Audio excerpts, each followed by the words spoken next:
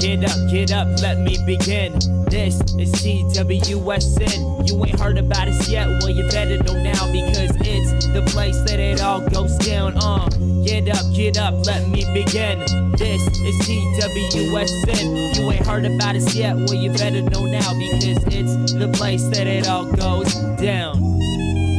Shout out Young Swish. You guys are tuning in to another episode of State of the Jungle with Malik Wright, presented by the Right Way Sports Network. I'm your host, Malik Wright. Join my co-hosts as always, 𝗦𝗢𝗢𝗔𝗎𝗪, Logan Fulmer, and Evan McPhillips. Got a lot of stuff to talk about, a lot of stuff to get into. Before we do us a favor, give this video a like, subscribe to the channel, turn on post notifications so you guys don't miss when we go live or upload content from the TWSN studios. Boys, this is what we call a flu game. This is what we call showing up even when you're not feeling at your best. You got Jimmy down and out. We got Evan not feeling the best. I'm under the weather a little bit. Had a little food poisoning. It was my decision to grab some seafood earlier today. That wasn't the best decision 2 hours before the show, but you know what? We march on. Boys, a lot of stuff to talk about, man.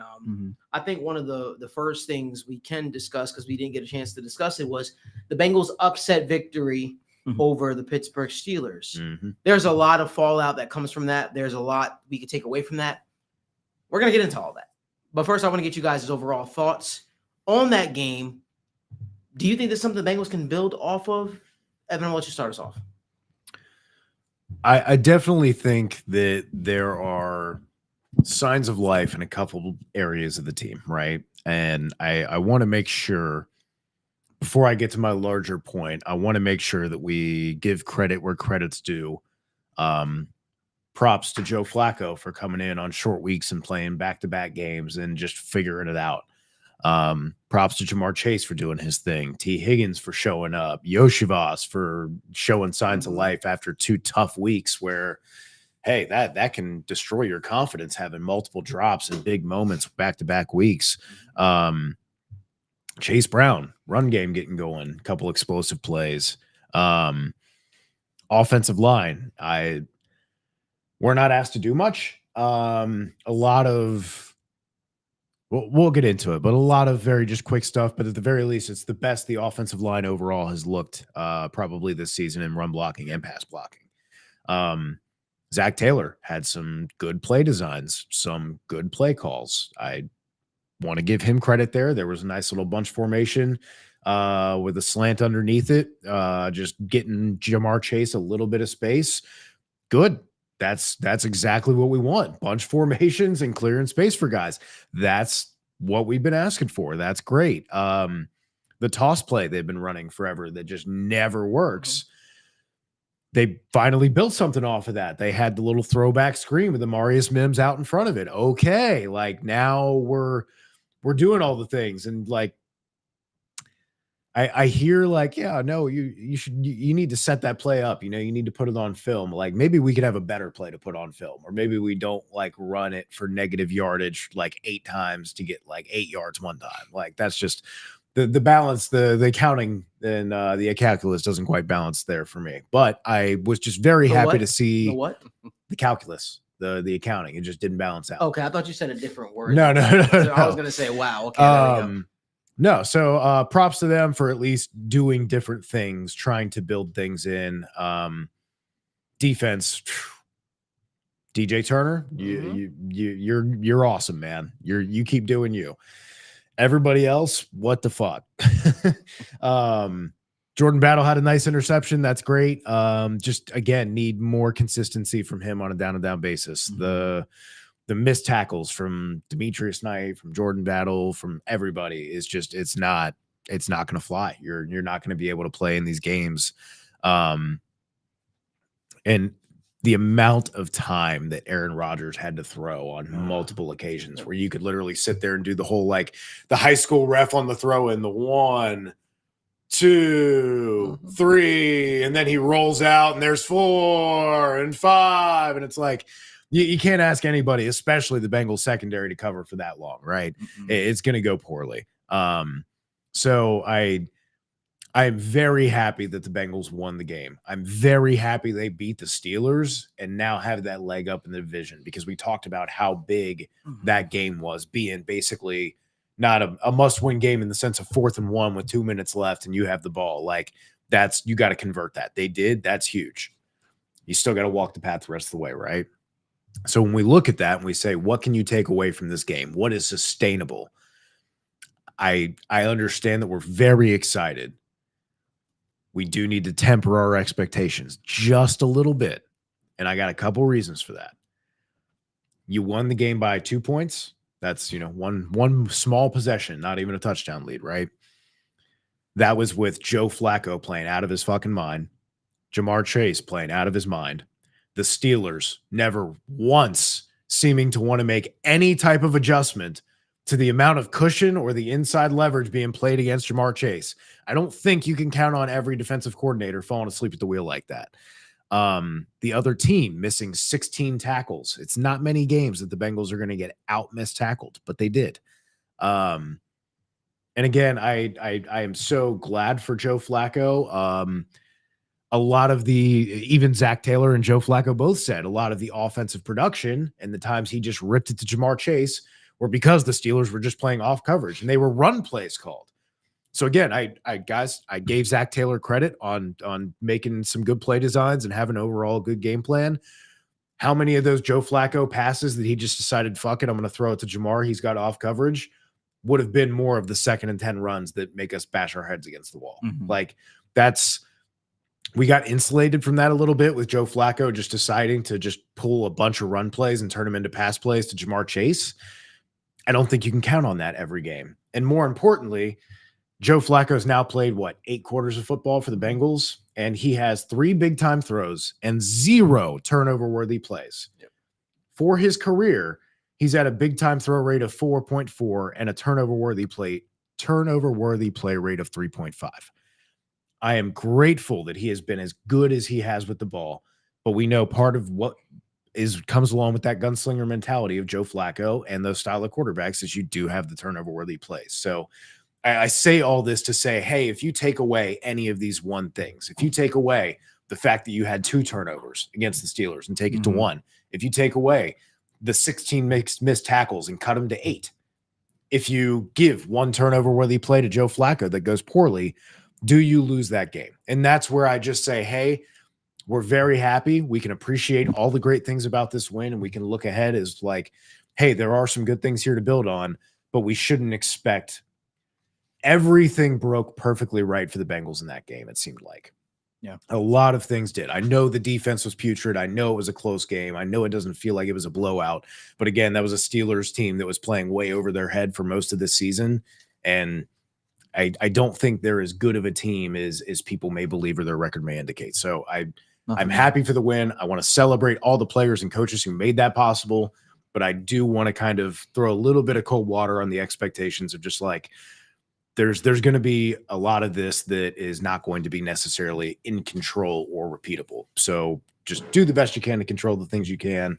And we'll talk more about what that means for them going forward. Yeah, I think for me, I agree with a lot of what you said. I think, maybe some people are getting a little amped up about the win. And it's hard not to. You beat a division rival like that and the fashion you did. The offense looked the way it did. Game-winning field goal. Like, there's so many things to be excited about. We should continue to be excited about them. Granted, the offense isn't going to be perfect like it was this week. The run's not going to be as perfect. Joe's not going to be as perfect. Like, there's so many little things that just won't break the way. But for me, you can at least see the light a little bit more now. And that's what I'm extremely grateful for.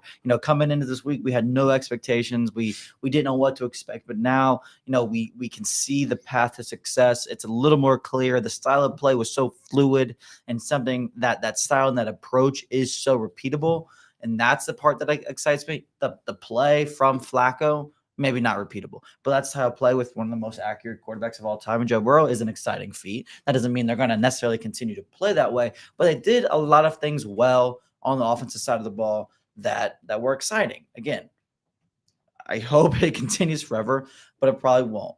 It's just nice to see that they stepped up in the big moment for once. They delivered in the big moment for once. Zach Taylor didn't really go back to his old ways and just run the ball in these moments for once. Again, maybe that's a Flacco thing. Maybe that's a Taylor thing. Whatever it was, it happened on Thursday night, and that's seeing something like that have success, hopefully allows Zach Taylor to continue that trend going forward. And if those are the little positives we have to build from this game, I will take it every time. I hope it's not just a backup quarterback in the game, like screw it, let's just keep doing it. Let's be a little more aggressive because we got nothing to lose mindset. But I hope he sees that those thought processes and these play calls have success in these moments and realize, holy shit, like hopefully it was like the light bulb going off for him. And, if that is, I will take that every time. And I hope that is what it is. We have the big 2-game stretch. We talked about how these next 3 games will decide everything. We're 1-0 right now. You still got another one next week. Got to be 1-0 again. They got to be 1-0 again. If this play continues over these next 2 weeks, we'll have a completely different conversation about how the season is going to look. Right now, massive step in the right direction, but let's not get too excited yet.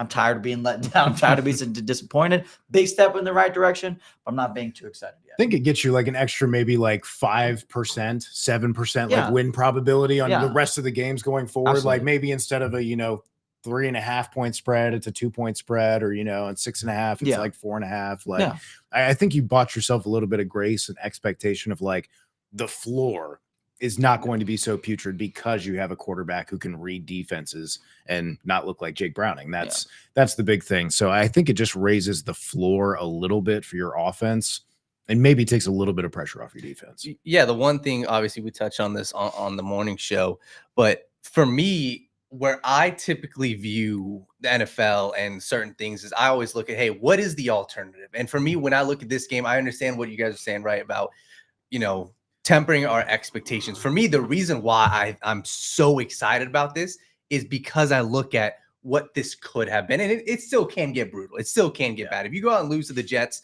something that is possible, it starts to get shaky. But for me, I look at the alternative. This show right now that we're having, if they would have lost that game, we are talking Zach Taylor. We are talking top 10 draft pick. We are talking sitting Joe Burrow the rest of the season. That's what the conversation would have been, in my opinion, if they lost to the Steelers. For me, they won. You push your season along. You have a big 2-game stretch that is winnable. And to be honest with you, it depends on how this team looks. I think the Bengals were in that game. Everything possibly, it was at its worst. You were without Trey Hendrickson. You're with Joe Flacco, who's only been there for 16, 17 days. That is a game you should have lost. The Pittsburgh Steelers are coming off their bye week. That is a game you should have lost, and you went out there and you won that game. So for me, I look at this. It buys you some time, and I look at the defense. There's a lot of question marks I have about this defense, and whether that's something like a Geno Stone, for example, right? Geno Stone is a guy where he has flashy plays, but I'm concerned about him, and I'm concerned about parts with this entire team because – especially on the defense side. And I think a lot of that has to go with Al Golden, right? You look at the game plan early on in the game, especially, I mean, you're rushing 3 without Trey Hendrickson. That's never going to work. So I think that they kind of settled in a little bit. And I think that this is, it's a nod to Al Golden saying, hey, it's your job, respectfully, to put your guys in the best possible position to succeed. I didn't feel like he did that early on in the game, but I feel like towards the end, he kind of did a better job, but they were just getting the Geno Stone play. For me, I think that was a huge red flag to show, hey, he's your safety now. He is productive. He can make some big hits. But that play where he led up to Pat Freiermuth, he just took a poor angle. That is something where if you have a great safety, they make that interception. And we're probably not talking about a 2-point game. But that is a longer conversation. Geno Stone is a starter, and there's likely nothing we can do about it right now. So they have a big 2-game stretch. I'm excited for it. And when you look at the schedule, there's winnable games, but you have to at least win one of these next 2 and probably both these next 2. So I'm digging y'all wearing the State of the Jungle merch. It's pretty cool to see. Shout out, man. It's nice. I think it all came together pretty nicely. I think that there's a lot of takeaways from that game. I think that you walk away from the game wanting to see more from the defensive line. I think if you're me, I've just not been impressed with the overall fruits of the labor that the defensive line have put together on the football on football film.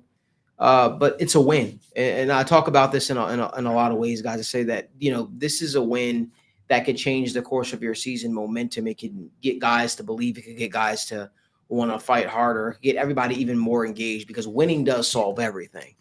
That all being said, we talked about the stars aligning and how the Steelers were a tough team and how this game, was a tough game. But I see it a little bit differently. I thought that everything was against the Steelers in this game. I thought you figured they have a winless record on the road.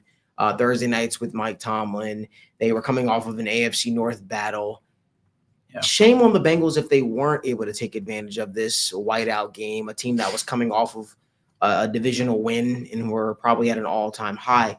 To me, I thought that it would have spelt real trouble if the Bengals would not have found a way to win against the Pittsburgh Steelers team. Because I think while I have a lot of respect for Aaron Rodgers and his craftsmanship, I think that they're a beatable team. I think they're a team that I look at and I understand their record is what it is, but I'm not moved by the Pittsburgh Steelers.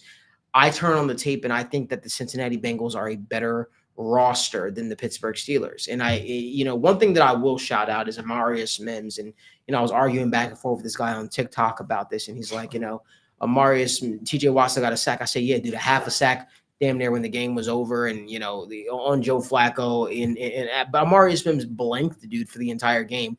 I'm really weary about Zach Taylor choosing 2 rookie guards over the play of Dalton Risner for this upcoming game, especially with guys like Quinn Williams, who I have a lot of respect for. It's a tough task. It's a tall task. I thought Dalton Risner and these guys have been playing lights out. Don't get me wrong. Dylan Fairchild was playing fine when he was in, but I don't think that he was playing so great to the point where you move Dalton Risner, who's giving you some of the best guard play of the last few years, out of it. I mean, not the last few years, the last few weeks out of it. But you probably could even say last few years worked. Years worked just fine. But at the end of the day, man, I look at it and I say, there are definitely some positive takeaway. I want to see guys like Myles Murphy. I want to see guys like Joseph Ossai take this opportunity by the horn, man.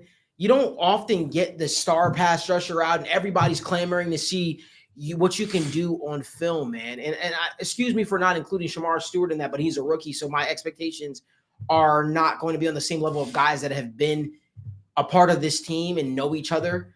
I just expect more from Myles Murphy. I expect more from Joseph Ossai. I'm tired of seeing Cam Sample get snaps out there, of us expecting to see something that he's not.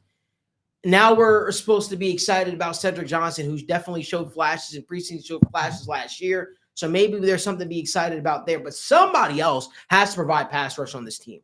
The pass rush has to come from somebody else on this team, goddammit. And, I feel like we talk about it so often about wanting to see these guys take it by the mantle. Every week we're like, yep, this is the week. Myles Murphy, this is the week. Joseph Ossai, and then this is the week. Nothing happens. Like, I'm waiting to see something happen. And guess what? You had a guy in Aaron Rodgers who had 8 seconds to throw to his targets. Aaron Rodgers, who is not mobile anymore. Aaron Rodgers, who is old. Let's just call it what it is. He was able to sit back, drop back, and look for his weapons. If that doesn't piss anybody else off, I don't know. I don't know what will. Like, somebody else has to step up. Somebody else has to be that guy. They have to be.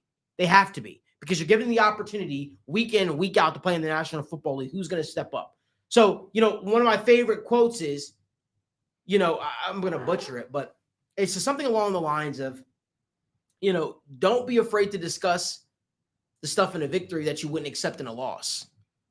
And that's true. It's cool that the Bengals won, but if the Bengals lost, we'd be talking about the same stuff in a negative light. So I'm going to bring it up. These guys don't get a passing grade for me. They don't. Okay. Look, I'm happy that they were able to find a way to win, but guess what? You make life easy on DJ Turner, Jordan Battle, Dax Hill, if you're able to provide fast pass rush. You know what this tells me, guys? This tells me the Bengals cornerback situation is a lot better than we actually give it credit for. That's what it tells me. Because they couldn't get a pass rush to save their life, but yet and still, they were able to bottle up guys like DK Metcalf. They were able to bottle up, for some reason, Pat Freiermuth, right, who hadn't done jack diddly squat for weeks, was able to be, their best receiver, essentially, for them. And he kept going unchecked time and time again. But I'll say what I said before. I believe this Bengals defense will be better later in the season than how they've started out. I have a lot of faith that this team is going to turn the corner defensively. And guess what? I think I liked a lot of the stuff that I saw offensively from this team. But again, I'm going to be that guy that's going to bring up the negatives because we have to discuss the negatives. I'm sorry if you don't like that. This is a show that we're going to talk about. Shamar Stewart, another breakout week, right? Another opportunity this week to bounce and do something really, really special. So again, want to just talk about everything as a whole, right? We saw Cam Taylor-Britt was benched for this game. And we saw guys like Dax Hill, DJ Turner take advantage of the opportunity. Kudos to them. Hats off to those guys. And, I just want to make sure we bring that up because we're about to move on from the Pittsburgh Steelers topic. But I think those guys deserve their flowers. I think they really do because I think that they're kind of working with one arm tied behind their back because they have a defensive line that's able to provide consistent pass rush on a quarterback that you really thought Aaron Rodgers was going to be able to allow you to get more, on him. So I was a little disappointed to see that not come to fruition. But anyway, that brings us to another question. As we've seen, a lot of Bengals fans are really excited, really amped up of the victory. Yes, 𝗦𝗧𝗎 Nation, you deserve this. You deserve to be excited. You deserve to feel everything that you are feeling. But it brings up the question that people are starting to pose. Where do you give the Bengals chances to win the AFC North? What is your confidence level that the Bengals can compete and win the AFC North? Baltimore Ravens are sitting at 1-5, and I still can't believe that's a thing. But we got to talk about it. We have to talk about it. Logan, I want to start this conversation off with you. Yeah, I think in general, winning the AFC North still feels pretty difficult. Just with who we are as a team right now versus the averageness the Steelers can provide the whole year. I'm about right in the middle. If we're on a scale of 1 to 10, I'm like a 5. Like the path is still there. It's starting to get a little more clear, but a lot of things still really have to break your way. The Ravens are going to get Lamar back, and they still have to struggle. That defense is still terrible, but still, that is a much better team with an MVP talent at quarterback. But just with the Steelers in general, it's just I don't want to say it's like their year to win the division, but just with how everything's breaking, they can just be an average football team and just win the division. Kind of like for the Bengals to win the division, they're probably going to have to be like 10 wins, and that would still maybe be a little low if the Steelers play normal football. And it's tough to really see them get there to really win the division. I think they can compete. I think they can be a threat. I really believe in that. But in terms of just winning the division, it's a little difficult. Well, Logan, one thing I want to push back on for your quick question, brother, is the first art of winning the AFC North, right, is also getting wins in the AFC North. But right now, the Bengals are undefeated in the AFC North. So to me, it's not out of the realm of possibility. That sounds crazy to say. It builds confidence, right? And it's like, guys, my stripes aren't changing. The exact same thing I said last week. I'm going to feel the same thing. My expectations are I think Joe Flacco will provide a competent football team. And I think the defense will start to put it together at the end of the year. Can those two marry together? That's literally where I'm at. I'm not setting any expectations of what, they're going to do this, they're going to do that. Ja'Marr Chase is going to be triple crown, none of that. It is cool. It is fun. It is everything we hope for. We are seeing fun football on the field right now. Yeah. That is not something we were seeing with Jake Brown. We were struggling to get we were struggling to get 5 yards with Jake Brown. Yeah. You're seeing an offense that is able to make. So sorry to cut you off, but they're good. But that's just my thought. I feel like they got the first part down in terms of, hey, we're 2-0 in our division. Yeah, and which is impressive considering all things considered. We're without Joe Burrow. We're still kind of figuring out the pieces on the defense. We still can't really rush a quarterback, and to still be 2-0 in the division, I said that is a massive place to be, which is kind of why I'm right in the middle, because they got a lot of things going for them in that regard. The play on the field and the makeup and the decisions that are being made, kind of keep it from going much higher. The path is certainly there. They win again next week. The week after that, things are starting to look good. That momentum that we'll talk about is building. For right now, again, I'm right in the middle. I see the path. I see the light, like I said earlier, but they still have ways to go. Yeah, I think I'm with you. I think it's 5 out of 10 is a very, very good number just because of the possibilities that, hey, the Steelers team, they're only 1 game ahead, but maybe they just keep chugging along. They're going to get to 9 wins. That is what the Steelers do. They're going to find a way. And the question is then, can you beat Pittsburgh at home for them? That's the biggest question, because it's going to come down to, hey, Bengals 9 wins. And if we're talking if they make the playoffs, 9 to 10 wins, and if you're the same and you have the tiebreaker in division, you have the tiebreaker against the same team, you're going to win the division. So I think that they've set the stage pretty decent for the division. I mean, you're 2-0. You can't do much better than that, obviously, but you've set the stage for, hey, with everything else that's going on in the division, even for the Steelers right now, they're 4-2, so it's not like they're 5-1. And the Ravens, albeit they are 1-5, there's still a chance that, hey, they can come back. They get Lamar back, and they still have their divisional games against the Bengals ahead of them. So I think 5 and 50% is a very, very good thing right now. I'm like right there because it depends. Hey, how do they look heading into the bye? Can they pull out these 2 wins? Because if you can get to 5-4 heading into the bye, I can bet on the Steelers losing next couple of the games. I mean, they got the Packers this week, then they got the Colts, 2 very difficult teams, and you got the Chargers, and then the divisional game against the Bengals. There's a real path for this Bengals team to win the division. It's going to take a big couple of games for them. But I think the biggest thing that I'm happy about, and then I'll pass it to Evan, is like Malik said, you got a competent offense. This is a team that can win football games. I don't feel how I felt against the Green Bay Packers. I don't feel how I felt against the Detroit Lions. Before those 2 games, I had zero confidence in the Bengals winning those games. I look at the Bengals schedule against the Buffalo Bills, against the New England Patriots, and I still think the Bengals got a chance. Hell, I would even think against the Buffalo Bills, I don't think it should be a 7-point spread. The Buffalo Bills have serious holes in their team. You can take advantage of their defense. So I look at these games ahead of them, and the fact that they have Joe Flacco now on their team, it sounds crazy, but he at least gives them a floor to where they are going to be able to compete in these games, and that's all you need, especially in the AFC North. So I think the Ravens are the biggest threat. And I don't mean that in the sense of the Ravens are going to outdo you for the best record because they put themselves behind the 8 ball at this point that it's damn near impossible to make that back. You're going to have to go on an incredible stretch. I get where you're What I mean is you have 2 games against the Ravens when they're healthy. This is not the Ravens team you've seen the first 6 weeks. Looking at just the practice notes from today, Marlon Humphrey is the only person who did not practice, and that was due to illness. They are healthy. They are back. That's not on the IR. Alrighty. Right. Yeah. No, I mean, they have Kyle Hamilton, Lamar Jackson, Roquan Smith, Ronnie Stanley, Tez Walker, Zay Flowers, Cheeto Awuzie, all back. Every single one of them. That's 7, 8 starters. Way different team than you've had the last couple of weeks. So I want to start with that. Now, when you talk about, the schedule, sure. Yeah, you're 1-5. Next couple games, Bears, Dolphins, Vikings, Browns, Jets. Yeah, you could easily be 5-0 at the end of that point. So unless the Bengals or Steelers really screw up, it's that next stretch of Bengals, Steelers, Bengals that's really going to determine where this AFC North finishes. Yeah. Now, when you get to the end of all of this, you're going to be sitting there and looking at your overall record if you end up with a tied division record, right? That's where things get a little bit scary.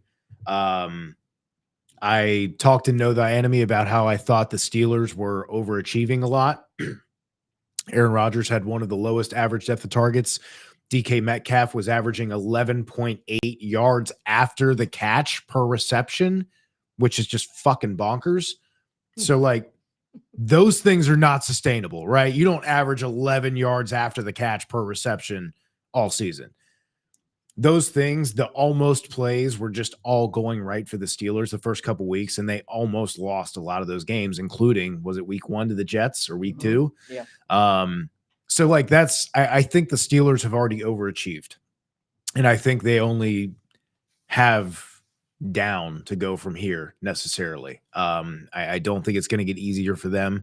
I think teams are going to get better at figuring out where to attack and how to play against their offense, and if you just keep everything in front of you and make the tackles, the Jaylen Warren and the DK Metcalf after the catch stuff is really all they've had that's been able to propel them to a consistently successful offense.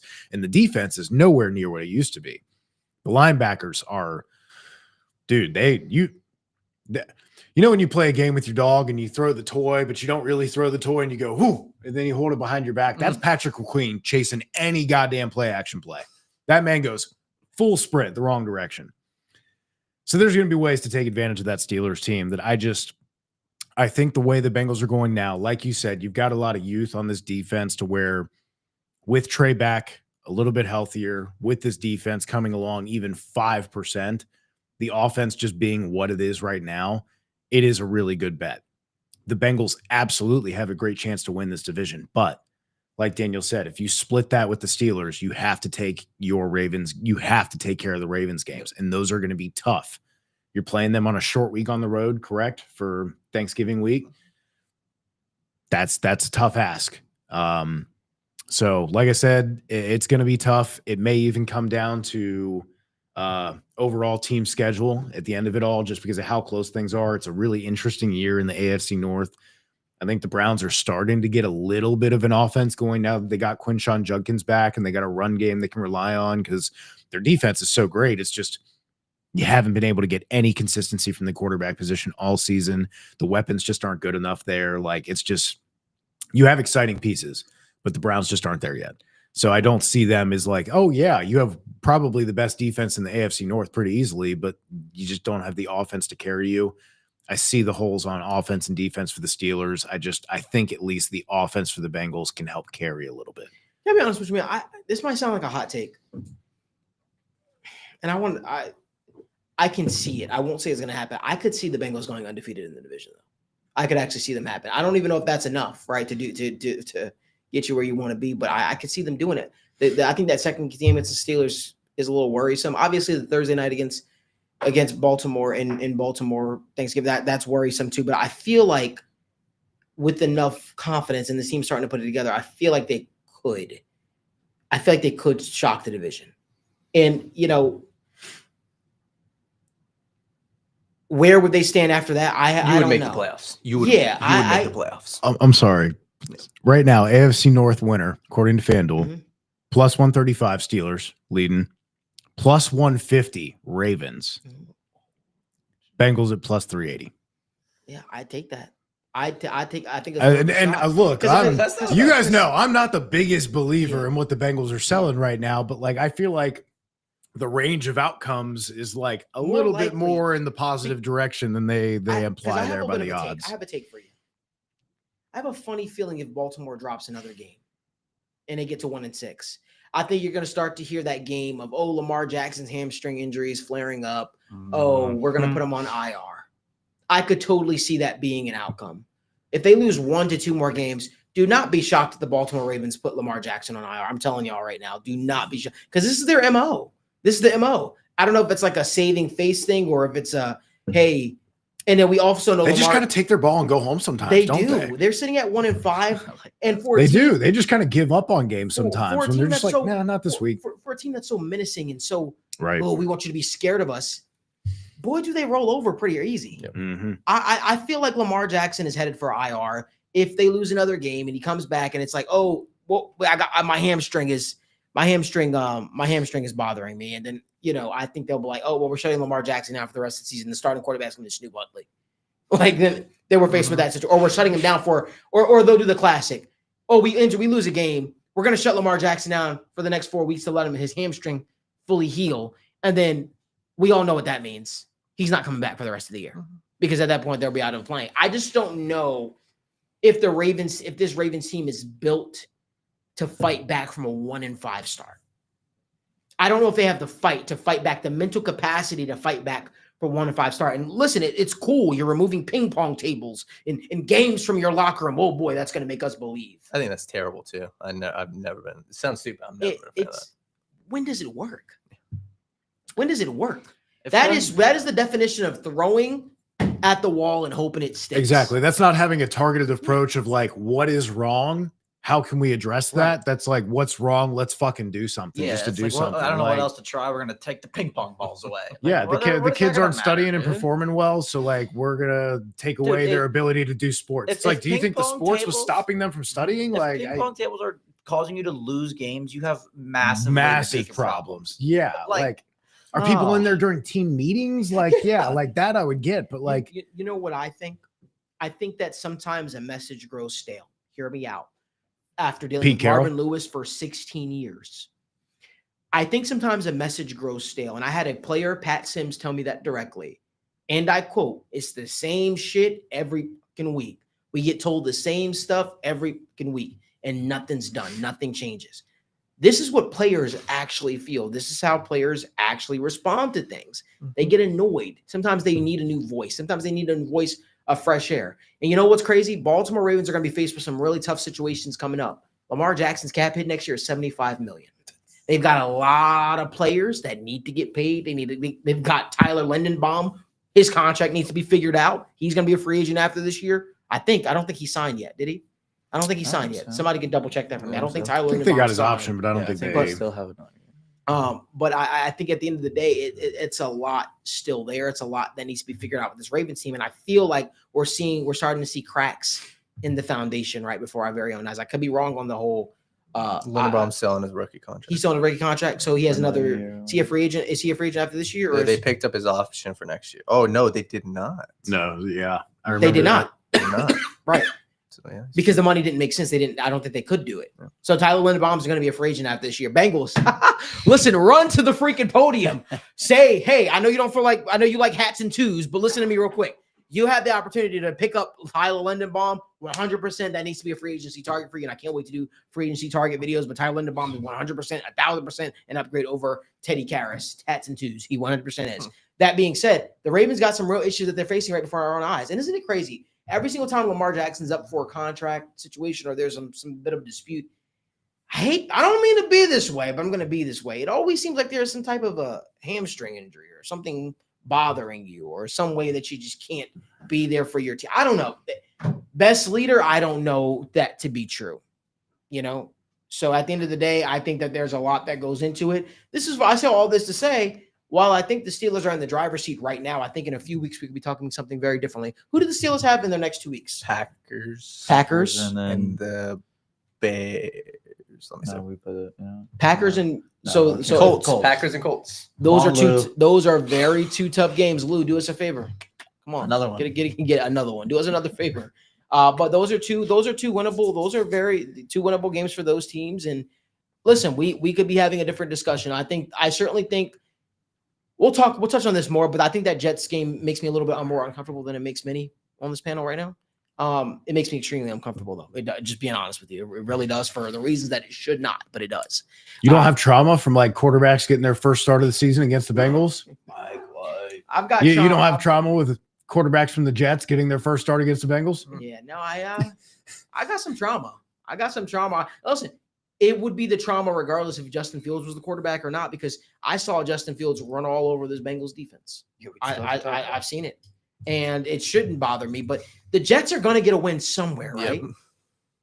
I just hope it's not in Paycor Stadium on Sunday. Brees Hall has 0 touchdowns this season. I think that changes against the Bengals. Oh yeah, oh yeah. They got a solid Receiving backs offensive with how line. bad they did against Jalen Oh, Warren yeah. last week, like Oh, yeah. Brees Hall, Jalen Warren was killing it. dude. He's killing it. But Jalen Warren's been emerging in that offense regardless. Mhm. It's a lot to talk about. If you guys do us a huge favor, go over 100 people watching us live. We appreciate you guys. Do us a favor, get this video a like, subscribe to the channel, turn on post notifications so you guys don't miss when we go live or upload content from the TWSN studios. I want to talk about Logan Wilson. You know, Jeremy Fowler, we have a lot of respect for. He had an article come out today, Mhm. and he talked about potential trade targets. He listed Logan Wilson as having, based on what he's hearing around the league, the highest percentage to be traded, 60%.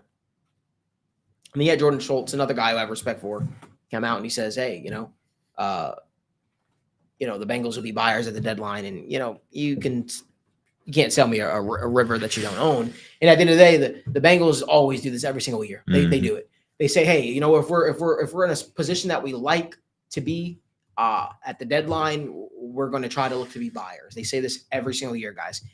By the Bengals being buyers, don't expect the Bengals to trade actual draft capitals for said player or a player that they like.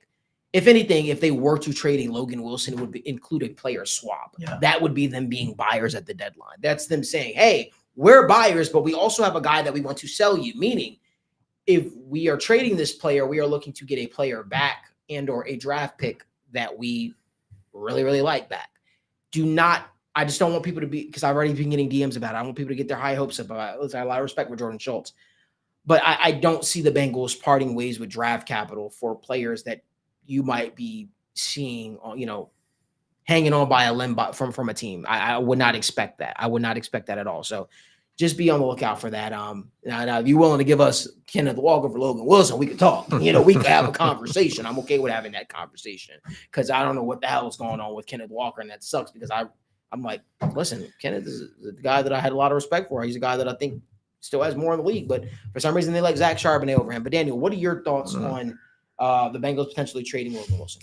Yeah, it depends on what you can get, right? If I can get a when it comes to draft capital, I don't know what a team would be willing to give up. For me, the line for sure as of right now, like if you can give me a 4th round pick, I might just give them to you. Like I think a 4th round pick is probably where I'm at.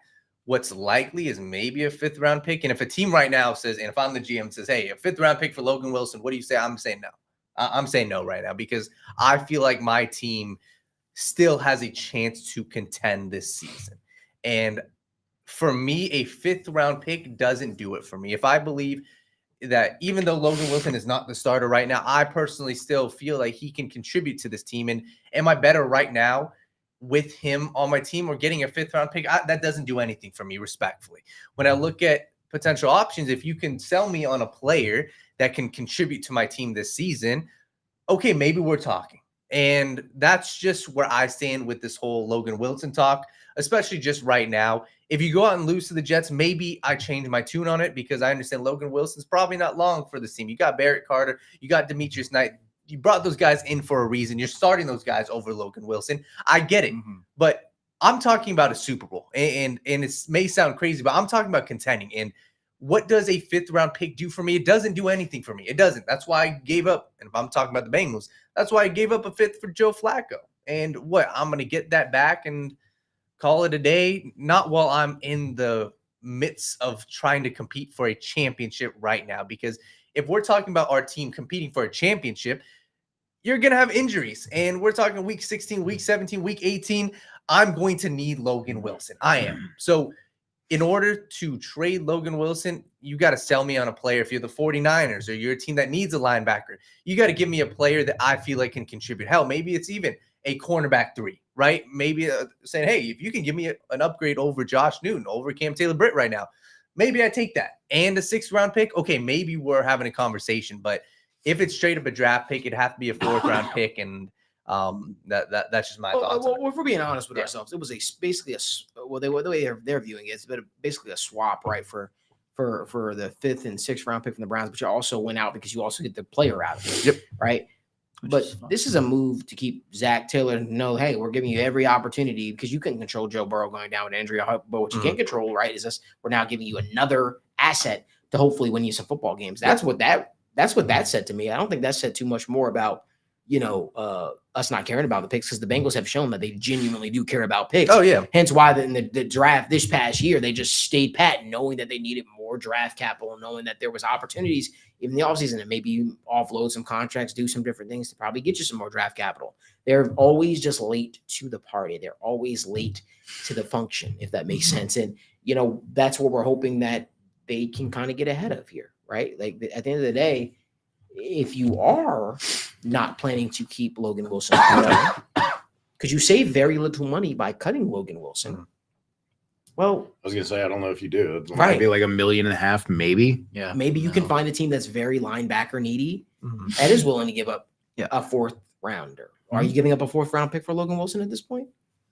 I would take Like, a 4th rounder, but I don't know. But if here, it's him. because what's the alternative? Is he going to be sit on the bench, play sparingly, and then get cut in the offseason? Does that do more for you? Well, I guess for me, it depends on what I'm getting. For me, a 5th round pick doesn't do it, to be honest. Like if you're offering me a 5th round pick for Logan Wilson, I'm turning it down right now. That's where I view this. But I also find it hard to believe that that's all you would get. I think that there's a team that would take and give you a player. Maybe it's a younger player. Maybe it's a player that's not getting snaps for them that could get snaps right now. And that's what I would take. So I see what you're saying. I agree with you. I just don't, for me, a 5th rounder, it doesn't do anything for me. Well, maybe it does something for them, because at that point, Yeah. you have 2-6, the 5th, the Yeah. 4th. I'm just, Yeah. listen, we got to get out of this mentality, right? Picks are important. Yes. How many times do we see guys that we have a lot of respect for, guys like Trey Smith, fall in the draft, right? But then you got to take them.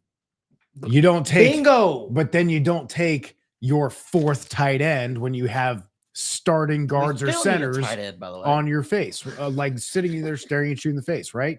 You don't look at those offensive linemen like Trey Smith or Christian Mahogany and go, Tanner McLaughlin, let's get the project development wide receiver hybrid tight end when we already have Gesicki and we already have Hudson and we already have Sample. It's like the guy was destined for the practice squad immediately when you drafted him. So like those are the draft picks where it's like, hey, fifth rounders, like, yeah, that's a tough hit rate. It's a tough to hit, but like that is one where the process is just verifiably wacky.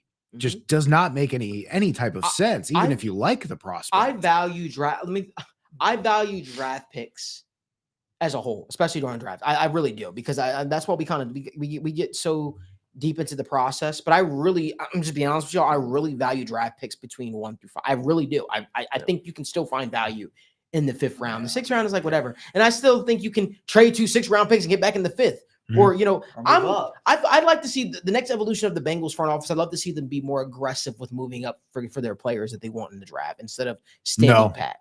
Well, maybe not the players that they want. See, that's the problem is they already take the players they want. They'll trade back 4 or 5 picks and then reach by 2 rounds to justify the fact that they traded back a little bit. Like that's the infuriating part, is like you just with these draft picks, you can't part of the draft is swing and miss. You're going to miss out on some guys. Yes, but that is swinging at the appropriate times. But hear me, and that's what we're talking about here. Right. I'm not talking about them trading picks every single round. Right. But there have been players in the past that they liked, like a Frank Ragnow, and they say, you know what? Well, just wait. We'll stay pat. And they could have probably gone up to grab him. Yeah. And you know what they say? They draft another guy just because they panic, and then they say afterwards, well, the problem is we say trade up for that guy. We say trade up for the Sam Laporta, trade up for insert good player here that, people know coming out. Tyler Linderbaum, any Landon Dickerson, any of these guys that are falling, and you can verifiably see that. You could give up a 2nd or a 3rd round pick in the future to move up to where you need to get those guys. The problem is they can't discern the Frank Ragnow or the Landon Dickerson from the McKinley Jacksons and the Jackson Carmens. They view those as the same type of prospect, which again, we're talking about. And again, I'm not, guys, everybody, whether you're a GM, the best scout, the NFL lead draft analyst, like it's just like sports gambling. Yes, people go on streaks where they're better. Yeah, some people are just bad at it altogether who don't know what they're doing. But the experts are generally around the same hit rate because it's fucking hard. And there's a lot of factors that go into it. With that being said, when you just take that cross section and say, hey, let's meld everybody's opinions together. Yeah, you can differentiate between 10, 20 spots or whatever for like scheme fit or preference and style of player. Sure, maybe a round. But we cannot continue to have these 2 and 3 round reaches where you say we know better than everybody else, because the only other person who did that was Belichick, and he got fired for it despite his multiple Super Bowls and Hall of Fame career. Every time that he was like, oh, yeah, no, I know Cole Strange shouldn't go until round 4, but it's round 1 and I like him, so I'm going to take him. Like, dude, even Bill Belichick can't survive that. That means no one should be able to survive that at that point, right? So that's where I just come back to. But my point on all of this with the Logan Wilson stuff is we kind of bring it back to that kind of topic. I think the Bengals having an opportunity to be more competitive this season decreases the chance they make a trade. I think anybody who follows the Bengals closely, yeah, the Joe Flacco thing was like, hey, to even field a competitive team, you have to get a decent quarterback out there. They're going to trade for Jeffrey Simmons. Are they going to trade for, I don't know, like a young safety who's about to be cut this year, and then they try and just give him some run? Like maybe, but they haven't given Tyson Anderson run. They like traded up. I was going to say DJ Ivey and Josh Newton are, not out on the field all the time, getting a bunch of run for all the talk we got about them being, ready to break out. It's not necessarily been going well in that front. So like, I don't see them making that move. I think they would rather stand pat. I think they like Logan Wilson for his veteran leadership and attitude and mentorship. And I just don't think they view that as like a 5th round pick or better. I think if their season was more out of reach, yeah, they'd be willing to say goodbye to him. But I think as they get a little bit closer to being more and more competitive, that they just want to stand pat with what they have and just try and push forward. Yeah, I think that the avenue for the Logan Wilson trade that makes the most sense to me. While I do agree with Malik, I'm almost, trade him. He's not playing. We're not going to be here. Like, give what you can. But I think the avenue that I think the Bengals could see more likely, it's finding a team, again, I'm going to say the 49ers because obviously the Fred Warner injury, but it might not necessarily match up. But it's just the example I'm going with. A team like the 49ers need a linebacker bad, and they're backup defensive tackle is a whole hell of a lot better at rushing the passer than ours. Mhm. You know, like a swap like that makes sense. Or you can go get me a better guard upgrade. You can go get me a, you know, whatever, a safety, a corner, whatever. Like I think a player for player swap in this regard makes a ton of sense. And I think that is the avenue that the Bengals would be exploring here. Again, as much as I love draft picks too, and I would want more draft picks, it is difficult to see the Bengals just straight up sell Logan Wilson, considering we just got done talking about how we could be winning the division. But I do think there is a high, I don't want to say high possibility, the possibility of him being traded for a different player that makes us better this year seems the most likely avenue for me. You also have to find a team that is trying to be competitive at this point and thinks Logan Wilson gives him an upgrade. Because, like, let's say the Raiders, they're trying to move Jakobi Meyers or Max Crosby, right? They're not going to be on a fire sale like, oh, shit, we got to win the division in the next couple of weeks. Like, we need to just get the guy in the building. They're going to sit there on their hands until they get a good offer. They're going to try and get the most they can out of that because any team in that position is going to be trying to get their highest offer to set them up next year. Mhm. They're not going to be like, hey, we just want a fourth or a fifth to get a veteran in the building to be competitive. Like, that's not – they're in the tank mode now, right? So, like, as much as, like, I think – again, we've already made a trade for offense. You could definitely use it on defense. As much as I think a Jakobi Meyers would give you everything you need from a third receiver to complement T. Higgins and Jamar Chase and would just unlock another element of this offense, I don't think the Raiders would be like, hey, yeah, just give me Jakobi Meyers and we'll take Logan Wilson for you. And you give us like a 4th round pick and that's going to make it all work. Like, so then you have to talk about a team like the 49ers. Okay. Like, what are the 49ers going to give you that you're like, hey, that immediately makes our team better? Yeah. Like, they're already hurting on the defensive line where they can't generate a pass rush. Their secondary is already struggling. Their linebackers are already hurt. So you're not getting anything on defense. So, like, that's kind of like the premium, like, Logan Wilson destination, right? But again, I go, what makes sense for the Bengals? It's not Kendrick Bourne, you know, like, it's not whatever wide receiver is in Kyle Shanahan's doghouse that year. It's not Brian Robinson, because you already got, I saw someone said Michael Carter, like, I like the player, but you've already got the same logjam at running back that you had at tight end. They love Samaje. They meant the corner. They love Chase Brown, and Taj Brooks is still back there, who they just drafted, and it's solid. Yeah. So, like, again, as much as I love the idea of a Jakobi Meyers, I love the idea of a fun, talented running back that we don't have to watch Samaje Perine touch the ball all the time, but they love him and they trust him, and they're going to keep doing that. So, like, I struggle to find the place where I can go, man, that just makes a lot of sense for both teams. I think something I just thought about when you're talking about that is, you know, we talked about the why we think Logan Wilson could be on the out and cutting him. He still does have another year left. So if you do send him to one of these teams that are not great, they could be looking at it like, okay, he can be our veteran in our presence next year. You know, that doesn't mean we're gonna get a better return, but it just opens up the possibility of maybe sending him to you know, a Dolphins or something. But like that's the thing, the Titans like looking to move random. Jeffrey Simmons right now. No, right? It opens up the possibilities a little more to maybe, you know, just find a trade partner for him. I think there's a lot of avenues to find one, and just, is it going to be what the Bengals want is obviously will always be the question. Yeah, I mean, just I was trying to find some other teams. Like, I think the 49ers, there's Colts with Lou Anarumo, like, and they're a team that needs some help on the linebacking core. Jermaine Pratt, Lord and Savior. They did sign Jermaine Pratt. Like, there's teams. I mean, I don't know if this team needs a linebacker, but like the Buffalo Bills, they need defense. No, Buffalo Bills need a linebacker. They do.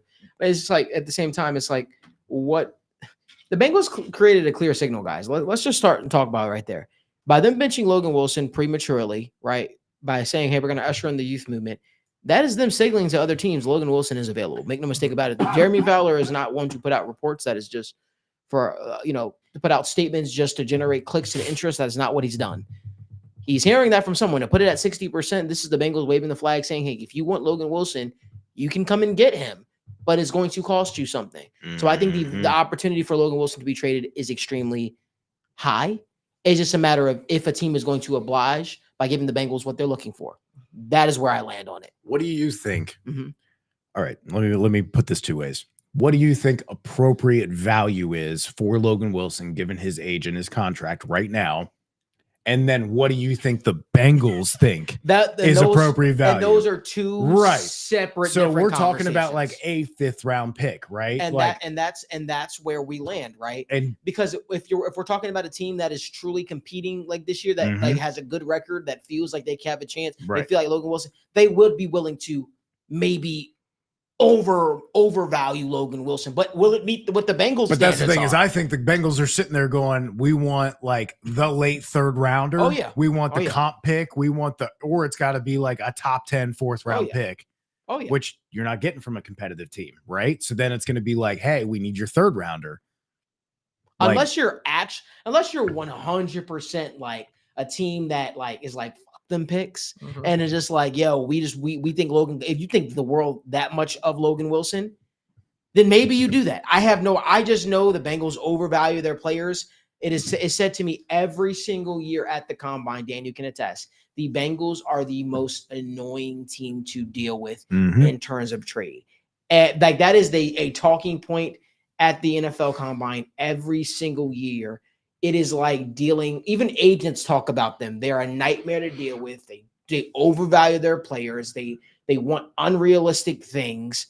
It's difficult to trade with the Bengals. So just know, if you're entering a negotiation with the Bengals, be prepared to meet them at their asking price, which would in turn mean you got fleeced. You lost this because the Bengals want to go out there and they want to say to you, we think that we know best. We think that this player is valued at this. You obviously need him. We're not moving off him. It's almost like dealing with a mafioso boss. Like, you're going to give me what I want. I feel the need that we do need to reiterate, guys, that Logan Wilson was taken with a 3rd round pick. Yes. Has met that value solidly. Yes. Absolutely. Yes. But if he was worth a 3rd rounder and has played like a 3rd rounder and is now going on 30, he's not worth a 3rd rounder anymore, guys. You don't buy the car. You don't buy the car for $20,000, drive it off the lot for 10 years, and then go, hey, you want to buy this for $20K, right? Yeah. Like, so let's adjust our trade compensation expectations there in the comments a little bit. That's how they operate, though. They say, I agree. That is how the Bengals look at things. They said, we drafted him in the 3rd round. Well, now it's got character. What do you mean? It's worth more. He's met the mark as a 3rd round pick. He's had 11 interceptions in career. Right? 3. Give us a 3rd. So it's probably how mentally where they go with this thing, man. But like, honestly, I always tell people this: it's the NFL, and then there's how the Bengals work. Those are two drastically different conversations. Anyway, if you guys do us a favor, give this video a like, subscribe to the channel, turn on post notifications so you guys don't miss when we go live or upload content. Hey, I want to talk about something. Do you guys think the Bengals will build on this positive momentum? And when I talk about positive momentum, they created a sense of renewed belief in that locker room. Even the fan base. What do y'all think, man? Do the Bengals build on this positive momentum? They obviously have the Jets on tap now. They have the Bears coming into town as well. 2 games that I think are a lot tougher than people are even talking about, because you have a hungry Jets team that are probably facing so much scrutiny right now. And it could be a little bit more difficult on defense, just because the Jets need a win, just because the Jets have hungry players, just because everybody's writing them off. What are you guys' thoughts on that, Daniel? Yeah, I'm confident that they do. I'm kind of weary on it because I can see 1 or 2 paths. I think the Bengals at least get 1 win over the next 2 games, but I can see them either beating the Jets and beating the Bears and entering the bye week, and we're saying, hey, this team is tied for the division lead. Are they a shoo-in for the playoffs? Like that, I can see a realistic possibility, because the way that they looked, at least the confidence that Ja'Marr Chase, T. Higgins, Joe Flacco are showing, you can win these next 2 games. But I also see a world where they go 1-1, whether it's they drop this Jets game and everybody's shocked and it's like, holy shit, the world's fallen, and then they go and beat the Chicago Bears, or flip-flop. You beat the New York Jets and you lose a tough, close game to Chicago, and Caleb Williams looks great, and you head into the bye at 4-5, and we're saying, well, it's probably not likely you're going to make the playoffs, but there's a chance. So I do think that they build on this positive momentum, and I think that this positive momentum that they built, I think, is a great phrase, because you look at what it was looking like with Jake Browning at quarterback, and I truly feel like there is a renewed sense, whether it's from Jamar Chase or from T. Higgins or from even Chase Brown saying, hey, Joe Flacco's 40 years old. This guy was playing football when I was, in high school, so on and so forth. Like, I do feel like that helps out the locker room. And I do feel like this helps out Zach Taylor because Joe Flacco is a better quarterback than Jake Browning. And I feel like potentially getting Trey Hendrickson back is a huge benefit to the defense. So I do think that they build on this positive momentum. I just can't tell you right now if they go and win the next 2 games, but I think they got a very good chance. And regardless, I do think you enter the bye week with playoffs on your mind. And I think that's where it differs from where it could have been. So I don't know if they win the next 2 games. These are 2 tough games, but I think that they are favored for a reason.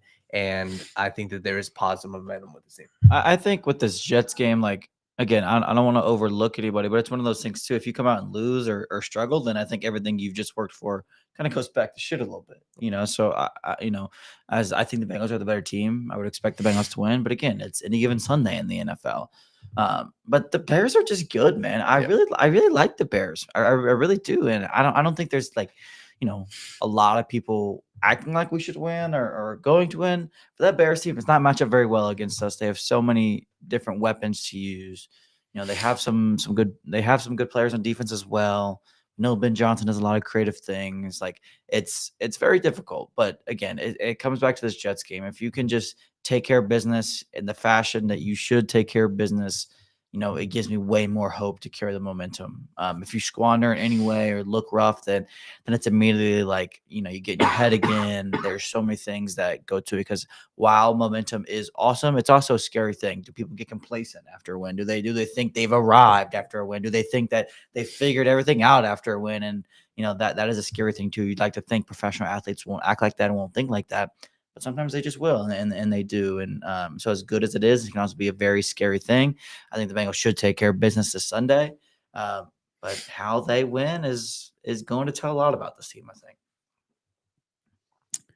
Sorry, you got me in my head thinking about the momentum argument of just like, oh, okay, so a team goes up 14-0 and they have momentum, but then the other team gets an interception and kicks a field goal. So do they have momentum now, or is the team with 14 points that's been dominating all game and now has the ball back, do they have momentum still? Like, just, there's got to be some arbitrary cutoff. Anyways, Bengals, there were things in that Steelers game that I don't think you can rely upon. We talked about those already and addressed those.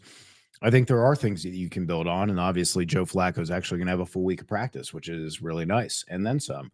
I think that's going to help him do things like know the names of the plays, understand a little bit more of what's happening. I think that's going to be good for him, and hopefully it's good for the Bengals offense overall. I do have a little bit of trepidation with this game as, if Justin Fields was starting, I'd probably feel a little bit better about it with how poor he's played. Switching to a competent quarterback in Tyrod Taylor, who is not, threatening or scary, or the Tyrod Taylor of old, still has Mason Taylor, a pretty decent tight end option, has Breece Hall, one of the best pass catching backs in the NFL, and one of the most elusive ones after the catch as well. We'll see if Garrett Wilson suits up for the game. If Garrett Wilson doesn't suit up, I like the odds a lot better. But if you just put this Jets defense that's played really well over these last 2 games and kind of found their rhythm and found their stride a little bit, I believe they held both of their previous teams to under 17 points.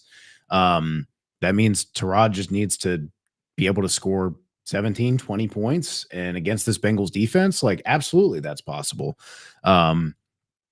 Hopefully the Bengals can get out to an early lead, use, the clock to their advantage and maintain possession. And that puts a little bit of pressure on the Jets. But I think it's going to be a pretty competitive game. I think just like you saw Jake Browning to Joe Flacco, there was a jump in just the functionality of the offense. I expect to see the same level of jump in the offensive consistency from the Jets, right? Not that, oh, wow, Tyrod's dropping back and hitting the cover 2 hole shot, right? Or throwing the corner route again, like nothing like that on the opposite hash, but just the stuff of like Joe Flacco did where, hey, I can execute an RPO. Yeah, he's not messing up terribly. Last week, there was a play where Justin Fields literally had a read option with a wide receiver screen built in, and he kept the ball from Breece Hall and then looked to throw the screen and then just didn't and took a sack. And it's like, that's the stuff that Tyrod Taylor's not going to do. He's going to throw the damn wide receiver screen, or he's going to hand the ball off. He's not just going to glitch on the RPO.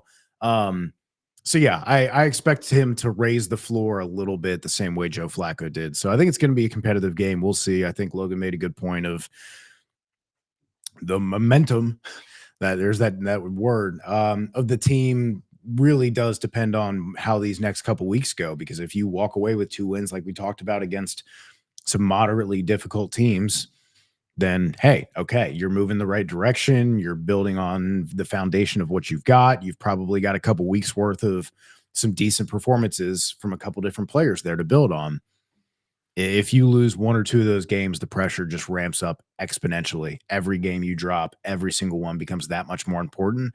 And when you have 4 division games left the rest of the season, that's a scary prospect. That puts a lot of pressure to just dominate 100%. In your division, which is tough to do, especially when you got to be on the road 2 more times. Yep, I agree. So that's definitely on my mind. Yeah, I agree with you. I think this Jets game just makes you, it just makes you a little uncomfortable, a little uneasy, because you know that this Jets team is going to be fighting and clawing for everything, equally as the Bengals should be as well, because you know the Bengals are fighting for everything. The Bengals have everything still in front of them, and they're trying to stay afloat in this game. They're trying to make sure that they can keep life going without Joe Burrow. Guys, we had another segment planned on the show. But we're not going to get to it because the props just aren't available right now from what I've seen. Yeah. We were going to give our best bets for the game. I was just checking. But you know, be on the lookout for that, because we obviously have the TWSN Patreon, and that's where we give all of our plays. Also, we have merch. So if you guys want to support State of the Jungle, get any State of the Jungle merch, you most certainly can. Remember, also, we're live every single Monday, Thursday, and Friday for the Sit Down Morning Show. We live again tomorrow morning at 10:30 a.m. Eastern Time with our new co-host, Tim. Tim Andrews joining us on the show. As you guys know, it was Ball of Energy. I saw someone asking in the comment section, where's Tim? Tim joins us on the morning show. So make sure you guys tune in tomorrow morning at 10:30 a.m. Eastern Time as we get you guys all geared up. I want to say thanks to the crew. Obviously, I know Evan's under the weather, Jimmy's under the weather, and I'm not feeling the best as well with food poisoning, but I appreciate everybody for toughing it out. Appreciate you guys for making this show a part of your regular routine. Hope that you guys give this video a like, subscribe to the channel, and turn on post notifications so you guys never miss when we go live or when we upload content. And until next